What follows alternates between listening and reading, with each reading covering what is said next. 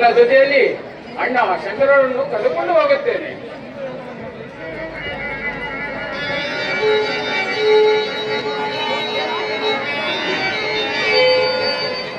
ಅಣ್ಣ ಶಂಕರ, ಇದು ನಿಮ್ಮ ಪಾದಕ್ಕೆ ನಮಸ್ಕರಿಸುತ್ತೇನೆ. ಬ್ರಹ್ಮದೇವ, ಮಂಗಳವಾಗಲಿ. ಹೇಗೆ ಇತ್ತು ಆದ್ರಿಂದ ಬಂದಿರುವೆ? ಅಣ್ಣ ಶಂಕರ, ನಿನ್ನೆ ಸೇರಿದಂತೆ ಮಹಾವಿಷ್ಣುವಿನ ಗರ್ಭವನ್ನು ನೋಡಬೇಕು. ನೀವು ಸಹ ನನ್ನ ಜೊತೆಯಲ್ಲಿ ಬರುವಿರಾ? ಬ್ರಹ್ಮದೇವ, ಈ ನಿಶರಾತ್ರಿಯಲ್ಲಿ ಯಾವ ರೀತಿ ಹೋಗಬೇಕು? ಒಬ್ಬರ ಕಣ್ಣಿಗೆ ಒಬ್ಬರು ಕಾಣುವಂತಿಲ್ಲ. ಆಕಾಶದಲ್ಲಿ ಮೋಡ ಕೊಯ್ದಿವೆ. ಮುಂದೆ ಹೋಗಲು ದಾರಿಗಾಡಿದಾಗಿದೆ. ಅಣ್ಣ ಶಂಕರ, ಒಬ್ಬರ ಕಣ್ಣಿಗೆ ಒಬ್ಬರು ಕಾಣುವಂತಿಲ್ಲ. ಬ್ರಹ್ಮದೇವ, ಶಂಕರ, ಬ್ರಹ್ಮದೇವ, ಶಂಕರ, ಅಣ್ಣ ಶಂಕರ, ಅಣ್ಣ ಶಂಕರ, ಅಣ್ಣ ಶಂಕರ, ಅಣ್ಣ ಶಂಕರ. ಓ, ಅಣ್ಣ ಶಂಕರರು ಎಲ್ಲಿಯೋ ತಪ್ಪಿಸಿಕೊಂಡು ಹೋದರು. ವೈಕುಂಠ ಮಹಾದ್ವಾರವೇ ಕಾಟು. ಇದೋ ಒಂದು ಮಾರ್ಗವು ಕಾಣುತ್ತಿದೆ. ಇದೇ ಮಾರ್ಗವಾಗಿ ಹೋಗುತ್ತೇನೆ.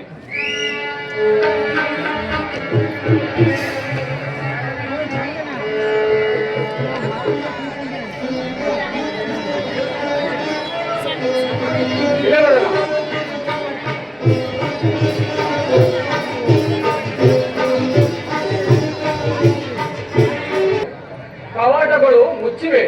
ಈಗೇನು ಮಾಡಲಿ?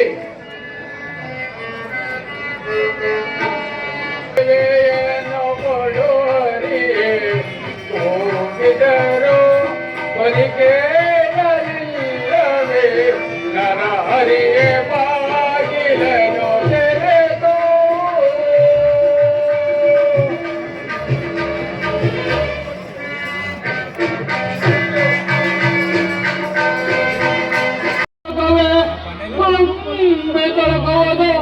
ಈ ಮಾಪುರ ಜಾತ್ರೆ ನನ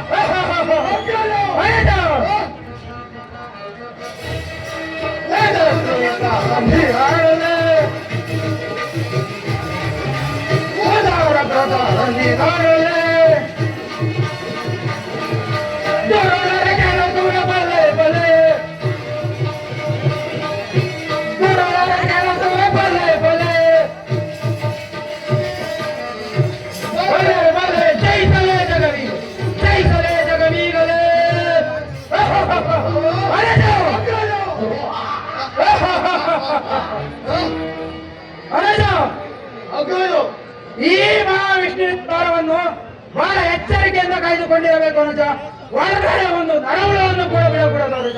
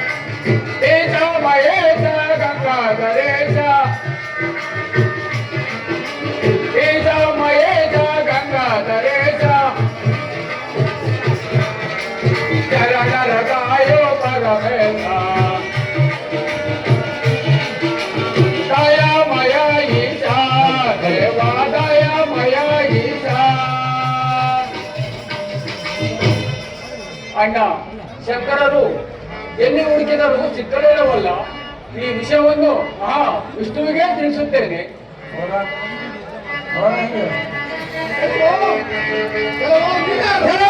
ಎಲ್ಲಿಗೆ ಹೋಗುತ್ತೀರಿ? ಹೊರಗಡೆ ಪ್ರವೇಶವಿಲ್ಲ, ಒಳಗೆ ಹೋಗಬಾರದು. ಎಲ್ಲವೋ ಮೂರ್ಖರೇ, ಸತ್ಯ ಲೋಕದ ಒಡೆಯನಾದ ನಾನೇ ಬ್ರಹ್ಮದೇವನು. ನನ್ನನ್ನು ತಡೆಯಲು ನೀವು ಯಾರು?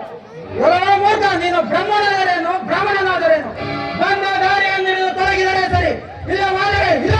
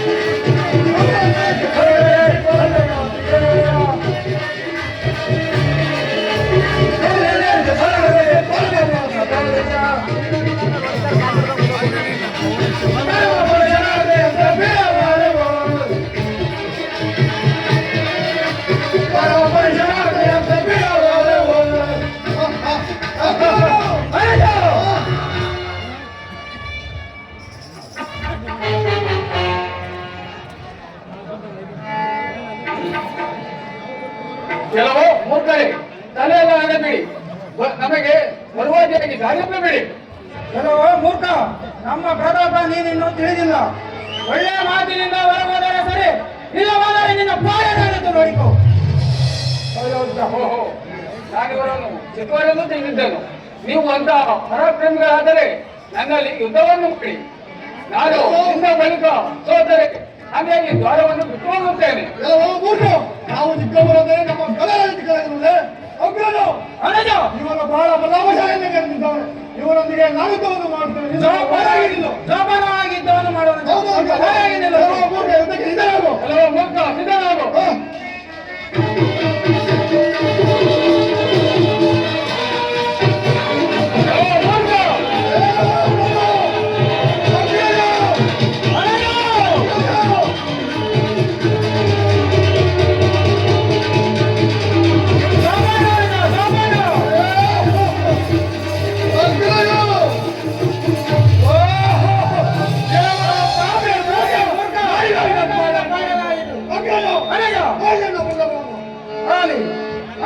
ಇನ್ನು ಮುಂದೆ ಒಳಗಡೆ ಒಂದು ನರವನ್ನು ಕೂಡ ಬಿಡಬಾರದು.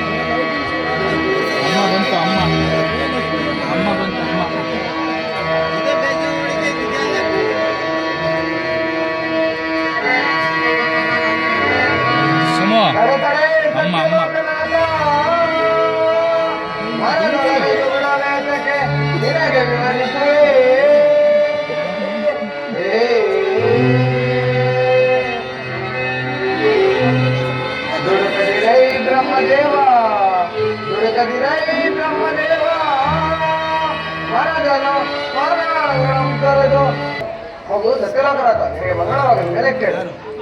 ತಾಯಿ ಏಕೆ ಈ ರೀತಿ ಕಾತುರದಿಂದ ನನ್ನನ್ನು ಧ್ಯಾನಿಸಲು ಕಾರಣವೇನು?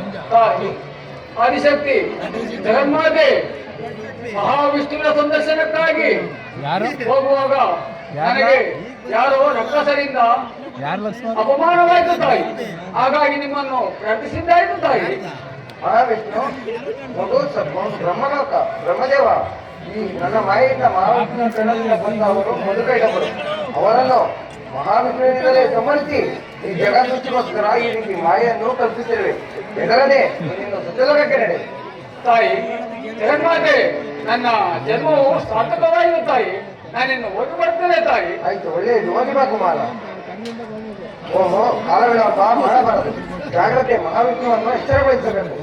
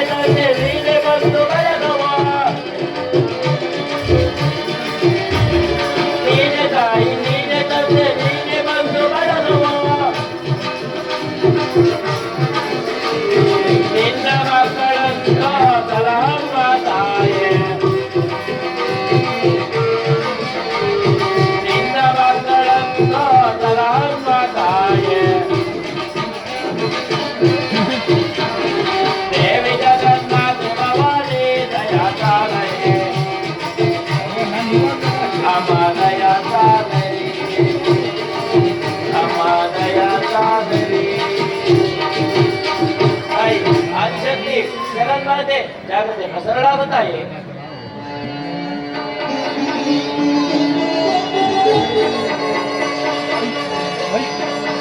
ಯಥಾಸ್ತು ಕುಮಾರ, ನಿನಗೆ ಮಂಗಳವಾಗಲಿ. ಮೇಲೆ ಕೇಳು. ಏಕೆ ಈ ರೀತಿ ಆತುರದಿಂದ ನನ್ನನ್ನು ಧ್ಯಾನಿಸಲು ಕಾರಣವೇನು? ಆದಿಶಕ್ತಿ ಜಗನ್ಮಾತೆ, ನಾನು ಶೇಷಾಶಯನಾಗಿ ಪಾವಡಿಸಿ ಎಚ್ಚರವಾಗಿ ಎದ್ದು ನೋಡುವಷ್ಟರಲ್ಲಿ ನನ್ನ ದ್ವಾರ ಬಾಗಿಲಲ್ಲಿ ಅಘೋರ ರೂಪವುಳ್ಳ ರಾಕ್ಷಸರು ಕುಳಿತರು. ಅವರನ್ನು ನೋಡಿ ನನಗೆ ತುಂಬಾ ಭಯವಾಯಿತು ತಾಯಿ. ಅವರು ಯಾರೆಂಬುದನ್ನು ತಿಳಿಸಲಿಕ್ಕೋಸ್ಕರ ನಿಮ್ಮನ್ನು ಧ್ಯಾನಿಸಿದ್ದಾಯಿತು ತಾಯಿ. ಮಹಾವಿಷ್ಣು, ನಿನ್ನ ಕರ್ಣನಿಂದ ಬಂದವರು ಮಧುಕೈಡವರು. ಅವರನ್ನು ನೀನು ಸಂಹರಿಸಿ ಮುಂದೆ ಅವರ ಎಲುಬು ಮಾಂಸಗಳೇ ರಾಕ್ಷಸ ಪಡೆಯನ್ನು ದೊಡ್ಡದಾಗಿ ಆವರಿಸಿ ಅವರಲ್ಲಿ ದುಷ್ಟರ್ಯಾರು ದುರಾತ್ಮಕರಾರೆಂಬುದನ್ನು ವಿಂಗಡಿಸಿ ಈ ಭೂಭಾರವನ್ನು ಹೆಚ್ಚಿಸಲಿಕ್ಕೋಸ್ಕರ ಈ ರೀತಿ ಮಾಯೆಯನ್ನು ಕಲ್ಪಿಸಿರುವೆ. ನೀನಿನ್ನು ಹೆದರದೆ ಧೈರ್ಯವಾಗಿ ಯುದ್ಧವನ್ನು ಮಾಡಿ ಸಂಹಾರ ಮಾಡು. ನಾನು ನಿನ್ನ ಸಹಾಯದಲ್ಲಿರುತ್ತೇನೆ. ಜಗನ್ಮಾತೆ, ಏನು ತಿಳಿಯದ ನಾನು ಅವರಲ್ಲಿ ಯುದ್ಧವನ್ನು ಮಾಡಬಲ್ಲೆನೆ. ಅವರನ್ನು ನೋಡಿದರೆ ನನಗೆ ತುಂಬಾ ಭಯವಾಗುತ್ತಿದೆ ತಾಯಿ. ಭಲೆ ಮಗು, ಈಗಲೇ ಇಷ್ಟು ನವನಾಟಕ ಸೂತ್ರಧಾರನಾಗಿ ಮಾಯೆಯನ್ನು ಕಲ್ಪಿಸಿರುವೆ. ಮುಂದೆ ಯುಗಗಳಲ್ಲಿ ಎಷ್ಟೆಷ್ಟೋ ಯುದ್ಧಗಳನ್ನು ಓಡಿ ಅಭಿವೃದ್ಧಿಪಡಿಸಿ.